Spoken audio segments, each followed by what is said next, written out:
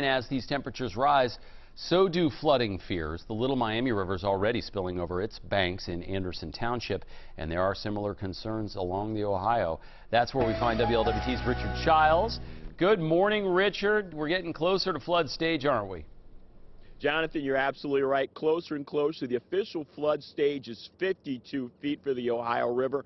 Right now, we're about 6 inches away at 51.5. But this quickly, mighty moving, majestic river has definitely swollen over its banks. Normally, the Ohio River is right at about 25 feet. But you take a look at photographer Jason Sperry's shot, you get an idea. We're in a parking lot in Covington. You just see the quickly moving debris coming over, swelling over the Ohio River banks.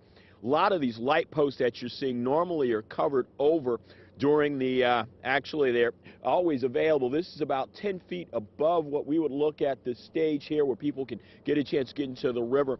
A lot of folks working this river, again, talking about the problems and the danger that it causes.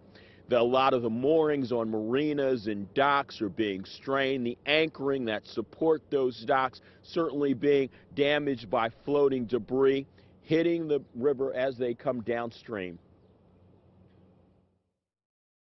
That puts a lot of stress on the docks and the anchoring systems, on the boats, on the mooring lines that the tenants use to moor their boats here. For those folks, again, working and living along the river this time of year certainly causes a lot of concern. Over the next 36 hours, when this river crests at 53 feet, that will certainly be the big concern.